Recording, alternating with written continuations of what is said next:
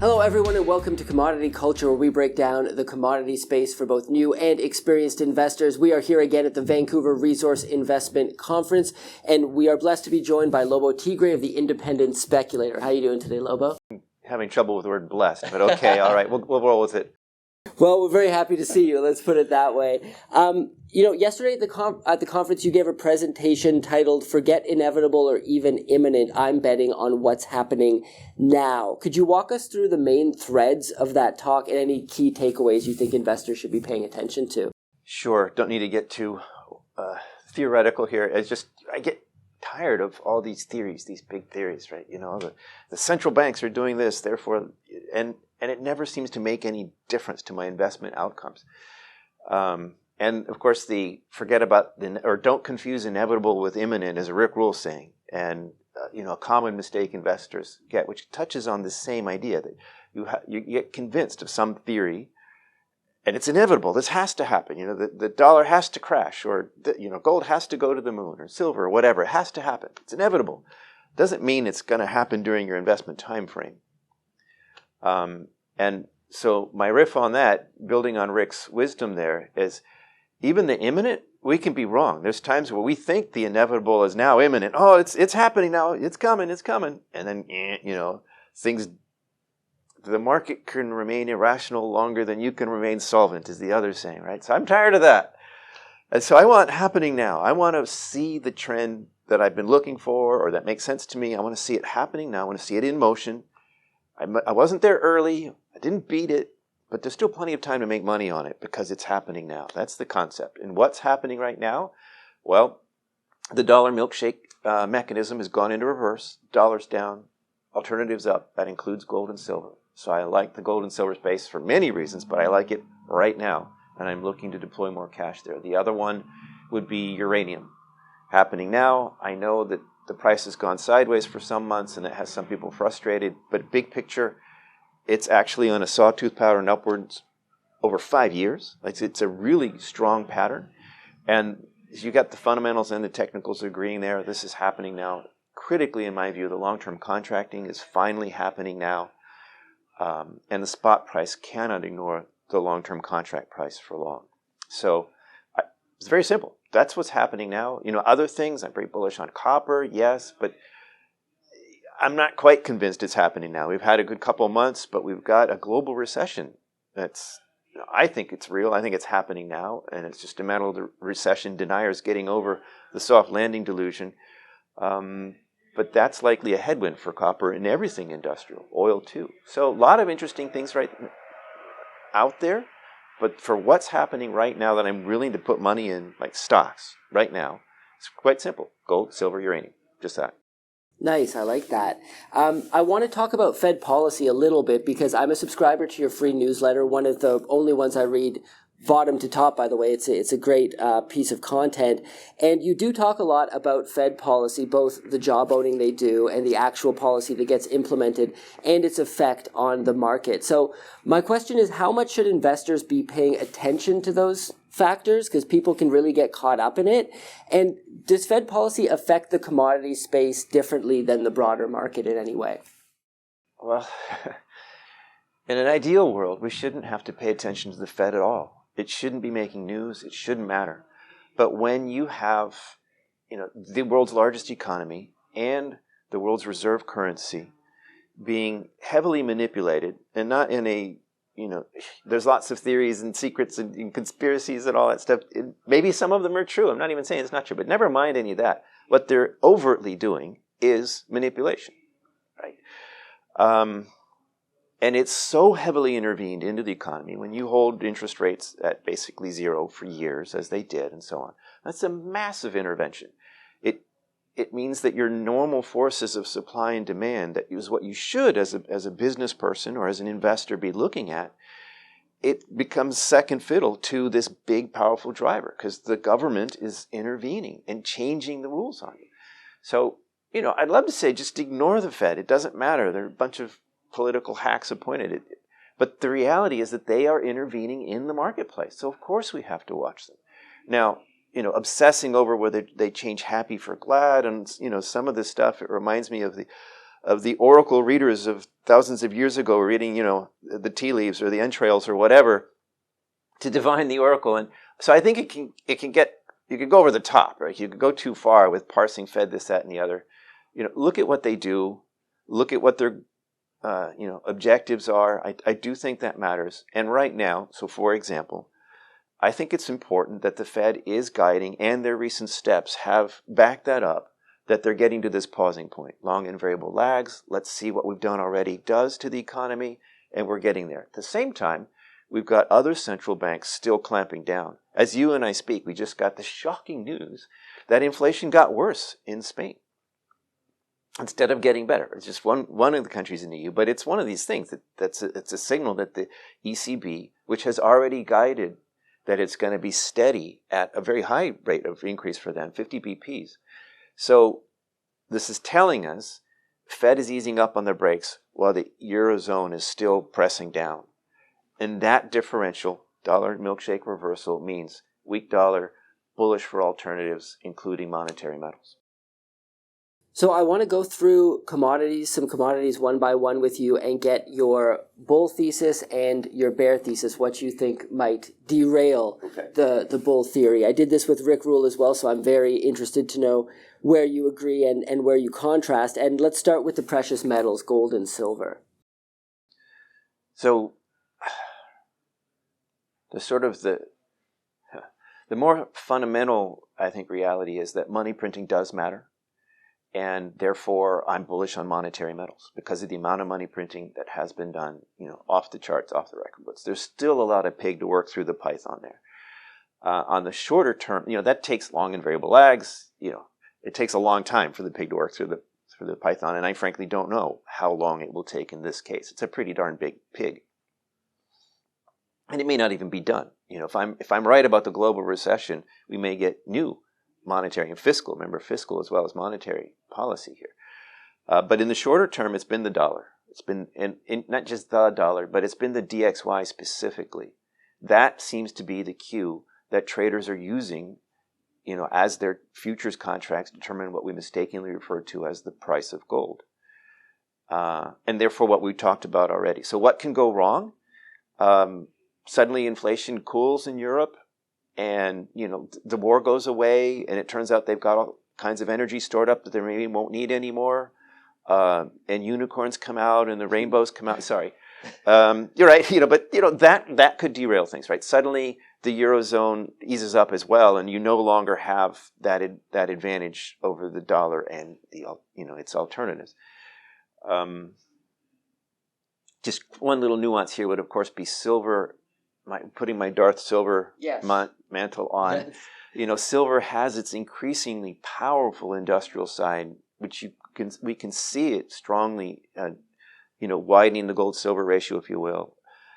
And so if I'm right about the recession, that while that lasts or while that's deepening, I think that can cause silver to underperform gold this year. It's not forever. Don't send me hate mail. I don't hate silver. I love silver. I'm looking to invest more heavily in silver because on the flip side, I think silver gets the benefit of the monetary boost, the safe haven demand, and the industrial demand because that's not going anywhere. The solar panels, the electrification, the green agenda is very bullish for silver. So longer term, farther ahead, win-win. Near term, what could make it go wrong? Silver could actually take it on the chin quite hard if we see, recession panic hit. Well, let's move on to uranium. Obviously, you mentioned at the top of this interview that you're very bullish there. Just hosted a uranium panel. The room was full. It seems like sentiment here at the VRIC is very much in favor of uranium. A lot of people interested in that space. Why don't you let us know any, tailwinds that you see here in 2023 that make you bullish, and what could derail that thesis? Yeah, it's really quite strong. I mean, some people just go with charts, technicals, and that sawtooth pattern that we're talking about, it is in a strong upward channel that is not violated yet. So for all the hair pulling of people saying, uranium's not doing anything, is the impatience. So I like that. On the fundamentals, we've got, the Japanese restarts, which is our friend Rick Rule's key thing he was looking for, and that's happening. We've got the long-term contracts, which was my key thing that I was looking for, and that's happening. We also have a new end user, and I don't just mean SPUT. Those SPUT hoovering up the cheap pounds on the market last year, I think was a game changer. Like instead of having a few pounds come out and then whack the price again, if that's not there anymore, they're not on the table, then you have, I think, a more real price discovery. And that's material and beneficial to this market. But the new customer, or the new end user, is the United States government with the new uranium reserve. That's significant. It's not the biggest buyer in the world, but it's a buyer that didn't even exist before. And other buyers, if you're China building new reactors, even China with their breakneck speed of construction, it still takes years to build these things. So it's not something that brings on, instant demand now. Whereas the United States government doing nothing, well, besides the military that's not disclosed, to suddenly becoming a sequesterer of uranium pounds that are no longer on the market, that's a sudden change. And I think that's very significant. So, and then there's just the fact that mine supply hasn't been enough for years. So it's not just, there was low prices, so they banked the flames. And that's true. It's a little bit OPEC-ish in that way. But even if Cameco and Kazatomprom, the big producers, they go full bore, it's still not enough. It was only enough before because there was secondary supply coming to the market. And that's no longer on the table, at least not the way it was before. So basically everything that I can think of looks fantastic for the uranium. What's the bear case? Well, obviously the big one is a major nuclear incident, right? I don't know if it's Zaporizhzhia, if the Russians doing something crazy and there's a major Chernobyl type thing. Though actually, because they know that the risk is there, I don't think even if they have a reactor building breach there, they shell the actual, reactor buildings.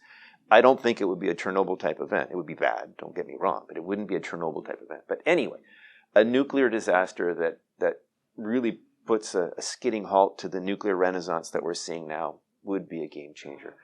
I don't expect that would be, these things are very, very few and far between. Arguably, there's really only been one, because 3 Mile Island was really a big scare over nothing much. And Fukushima, it was a tsunami. And, the location of the backup generators, that's not an issue. And even that was not really, the people who were killed by the tsunami. It wasn't really a nuclear incident. It was just a bolt-on unfortunate situation there. Whereas Chernobyl was a full-on nuclear accident. Right. So really, there's only been one major nuclear disaster in the world, which is a pretty good track record.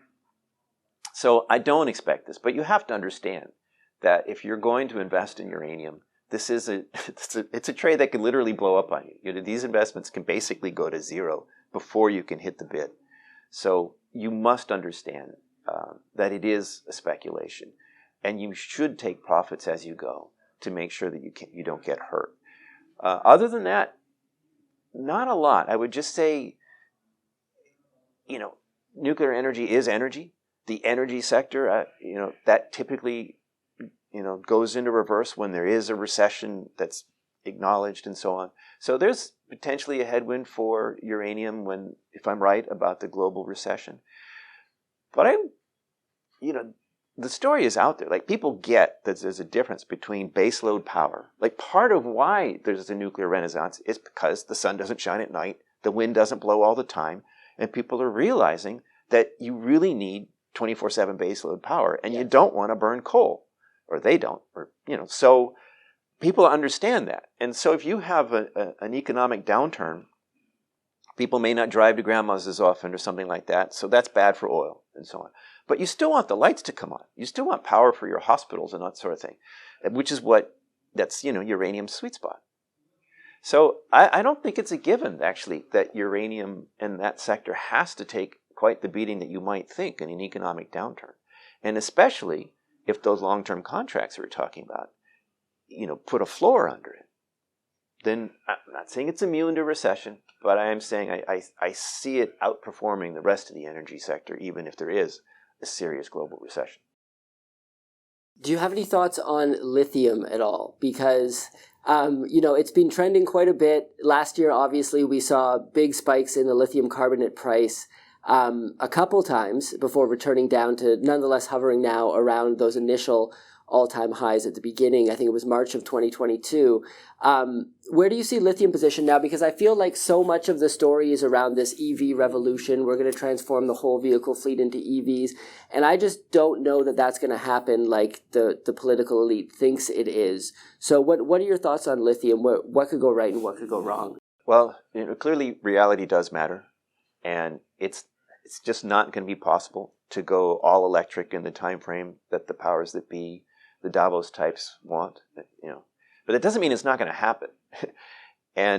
Or rather that the trend isn't going to continue there. And yes, for things like nickel or even copper, which are major industrial commodities that have, huge consumption in other areas, this is an additional source of new demand on top. Right. But so even if it goes away completely, that doesn't mean that you don't need it anymore. Lithium, there are other uses, but how much lithium is there in a pill that you take? Not a lot. Lithium used as a lubricant or other things, it's much smaller. So the EV story is much more impactful for lithium. And we're actually about to publish a new research paper on this because it turns out it's pretty complicated. You've got the hydroxide, you've got the carbonate, the price is carbonate equivalent, but the markets are actually not quite the same. And the mines are not the same. The processing is not all off the shelf. What seemed to work in this mine doesn't in that one. It turns out to be pretty complicated. But the short version, a little bit of sneak peek for this forthcoming study. It'll be a free download on our website when we get it up there, maybe within a week or so. But basically, the supply and demand, depending on some definitions, it's really tight for the next few years. Other things being equal. It's not a huge deficit. It's not a huge surplus. It's really tight. So that should keep prices elevated.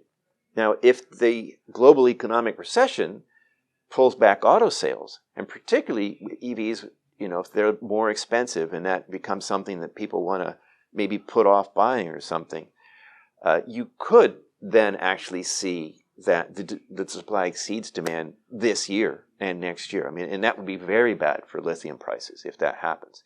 The recession scenarios make a huge difference to this particular metal market, like now and going forward. So this is a big deal. Longer term down the road, lithium is not rare, and there's a lot of it out there, a lot of known resources that could come on. High prices, I think, eventually cure high prices, but it becomes very difficult to say, and the permitting is difficult, and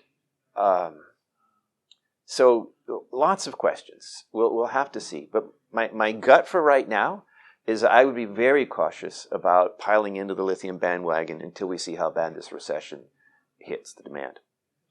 So, Dr. Copper, I know you're bullish long-term, but you've mentioned before, as you do in your newsletter, that fears of a looming recession, or perhaps one that we're already in, you think could bring about demand destruction in the short term. But you're actually, no, not quite. Okay. It's more like the traders. Yeah.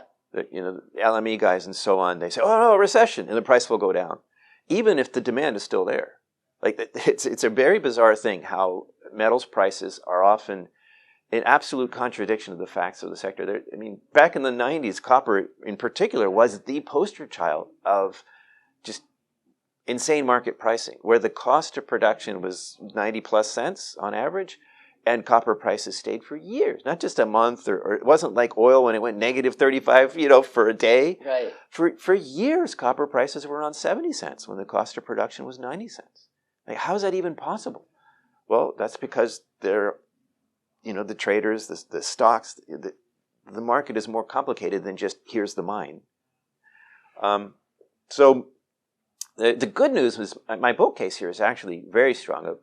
I'm more bullish longer term on copper than I am uranium or just about anything else. The structural supply constraints here are much more difficult than for lithium or anything else. Like, we know there's some large deposits out there, but the ones that are not already en route are pretty low grade. So they need higher prices to come online. And we may have that. We may, some of these famous land bank plays that have, been there forever, some of those might actually go into production this time around. But then you also have the permitting. To be a copper mine big enough to matter, I mean, there are little high-grade ones, and that's fine, but that's not going to really do much for the market. We're talking these big, giant mega pit projects. And those are getting harder and harder to permit anywhere.